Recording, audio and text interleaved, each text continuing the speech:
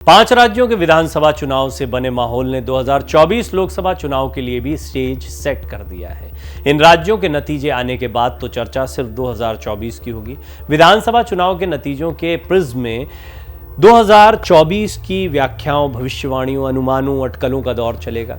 इन 5 राज्यों के विधानसभा चुनाव की अहमियत इसी से समझी जा सकती है। इन चुनाव में जो मुद्दा सबसे ज्यादा गर्म है वो है जातिगत जनगणना का।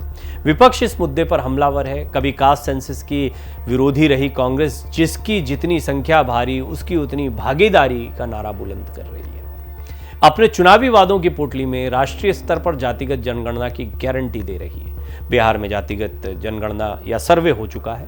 तमाम क्षेत्रीय दल अपने अपने राज्यों में इसकी मांग कर रहे हैं। विपक्ष, खासकर कांग्रेस, लगातार ये पूछ रही है कि बीजेपी की अगुवाई वाली केंद्र सरकार राष्ट्रीय स्तर पर कास्ट सेंसस का विरोध क्यों कर रही है। विपक्ष को भी पता है कि ओबीसी वोट बीजेपी की सबसे बड़ी ताकत और लगातार 2 बार केंद्र में उसकी पूर्ण बहुमत की सरकार के सूत्रधार है। इसीलिए विपक्ष को कास्ट सेंसस में बीजेपी की सबसे बड़ी ताकत को कमजोर करने का बड़ा हथियार नजर आ रहा है। मैंने मंडल कमंडल की पार्ट 2 राजनीति पर कई एक्सप्लेनर्स बनाए, उनको अवश्य देखिएगा आप। तो ये एक दौर है। मंडल यानी आरक्षण की बात और कमंडल यानी मंदिर की बात।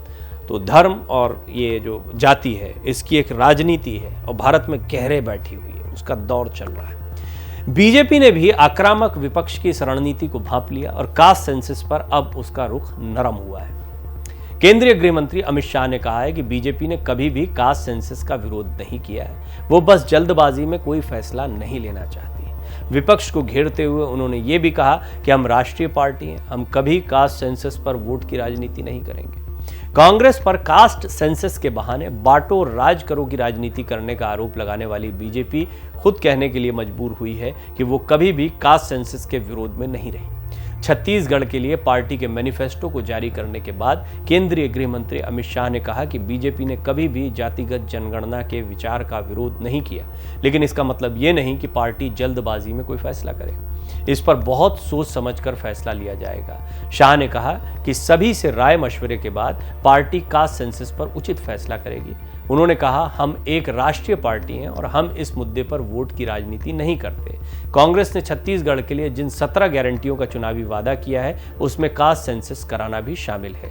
इस पर शाह ने कहा कि इस आधार पर चुनाव लड़ना सही नहीं है। जाति भारतीय राजनीति की कड़वी हकीकत है। कई क्षेत्रीय दलों का तो वजूद ही सिर्फ जाति की राजनीति पर टिका है। जातियों में सबसे बड़ा शेयर ओबीसी का है। यही वजह है कि ओबीसी वोट 2024 के लिए काफी अहम है।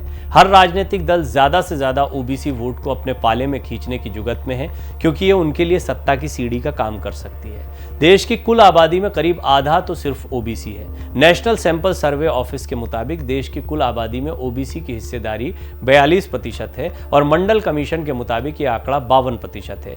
यह आंकड़ा ही ये बताने के लिए काफी है कि राजनीतिक दलों में ओबीसी को लुभाने की होड़ क्यों मची रहती है। बिहार में कास्ट सेंसस के बाद अब अन्य राज्यों से भी इसकी मांग जोर पकड़ रही है। कांग्रेस तो राष्ट्रीय स्तर पर जातिगत जनगणना का वादा कर रही है। राहुल गांधी के तेवर काफी आक्रामक हैं। वो चुनावी मंचों से बार बार जिसकी जितनी संख्या भारी उसकी उतनी हिस्सेदारी की बात कर रहे हैं। केंद्र सरकार की टॉप ब्यूरोक्रेसी में ओबीसी के बेहद कम प्रतिनिधित्व का मुद्दा उठा रहे हैं। अखिलेश यादव की समाजवादी पार्टी तो यूपी में पीडीए यानी पिछड़े, दलित और अल्पसंख्यकों की यात्रा निकालकर जातिगत समीकरण साधने की बिसात बिछा रही है। सपा मुखिया तो भारतीय क्रिकेट टीम की वर्ल्ड कप में जीत तक में पीडीए एंगल तलाशने में नहीं चूक रहे। वैसे भी तमाम क्षेत्रीय पार्टियों की तो पूरी राजनीति ही जाति के इर्द गिर्द घूमती है। वर्षों से कुछ खास जातियों और अल्पसंख्यक वोटों पर ही उनका पूरा सियासी समीकरण टिका हुआ है।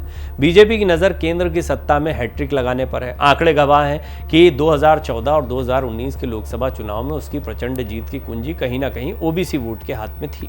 एक सर्वे के मुताबिक 1996 में बीजेपी को महज 19% ओबीसी वोट मिले थे, लेकिन 2014 में यह बढ़कर 34% और 2019 में तो 44% पर जा पहुंचा। पिछड़ा वर्ग पर कभी कांग्रेस की मजबूत पकड़ हुआ करती थी, लेकिन मंडल पॉलिटिक्स ने उसकी पकड़ को बेहद कमजोर कर दिया। 2014 और 2019 में कांग्रेस को महज 15% ओबीसी वोट मिले। 90 के दशक के बाद से 2014 के लोकसभा चुनाव तक ओबीसी वोटों में 50% से ज्यादा हिस्सेदारी क्षेत्रीय दलों की थी। गैर कांग्रेस और गैर बीजेपी दलों के खाते में आधे से अधिक ओबीसी वोट जाया करते थे, लेकिन 2019 के लोकसभा चुनाव में बीजेपी इस तिलिस्म को तोड़ने में कामयाब हुई। पहली बार गैर बीजेपी, गैर कांग्रेसी दलों का ओबीसी वोट में शेयर 50+ प्रतिशत से, यानी 50% से ज़्यादा हुआ था, इससे घटकर 41% पर आ गया था। बीजेपी की इस कामयाबी के पीछे हिंदुत्व और पिछड़ों को साधने वाली खास सोशल इंजीनियरिंग है। उसने ओबीसी में उन जातियों को खासकर तवज्जो दी जिनका सियासी दबदबा नहीं था। उसने इस नैरेटिव के जरिए उन्हें लुभाने की कामयाब कोशिश की कि नॉन डोमिनेंट ओबीसी को उनके वाजिब सामाजिक, आर्थिक और राजनीतिक हक और हिस्सेदारी नहीं मिल रही। रोहिणी आयोग की रिपोर्ट भी इसकी तस्दीक करती है। इस साल जुलाई में रोहिणी आयोग ने सरकार को अपनी रिपोर्ट सौंपी थी। उसके मुताबिक सरकारी नौकरियों और शिक्षण संस्थानों में ओबीसी को मिली कुल सीटों में 97% महज 1/4 ओबीसी जातियों के खाते में जाती है, यानी 75% ओबीसी जातियों के लिए सिर्फ 3% जॉब या एजुकेशन सीट ही मयस्सर हो पाती है। बीजेपी नॉन डोमिनेंट ओबीसी जातियों को साधने के लिए विशेष योजनाओं का भी सहारा ले रही है। पीएम मोदी ने इसी साल विश्वकर्मा जयंती पर पीएम विश्वकर्मा योजना को लॉन्च किया, जिसका ऐलान उन्होंने लाल किले की प्राचीर से किया था। इस योजना का लाभ लोहार, बढ़ई, नाई, मोची, कुम्हार, धोबी, दर्जी जैसी पारंपरिक हुनरमंद जातियों को मिलेगा। इसके तहत उन्हें 2 लाख रुपए तक का लोन महज 5% ब्याज पर मिलेगा। पिछले 2 चुनावों से बीजेपी की नॉन डोमिनेंट ओबीसी में पैठ मजबूत हुई है। यादव, कुर्मी, जाट, वोकालिंगा जैसी डोमिनेंट ओबीसी जातियों को भी लुभाने में बीजेपी कामयाब हो रही है। 2014 में बीजेपी को डोमिनेंट ओबीसी का 30% वोट मिला था, जबकि नॉन डोमिनेंट ओबीसी में उसका वोट शेयर 43% था। 2019 में ओबीसी पर उसकी पकड़ और मजबूत हुई है। पिछले लोकसभा चुनाव में 40% डोमिनेंट ओबीसी और 48% नॉन डोमिनेंट ओबीसी ने बीजेपी को वोट दिया। ये आंकड़े बताते हैं कि किस तरह बीजेपी ने जातियों, खासकर ओबीसी को साधने में कामयाबी हासिल की है।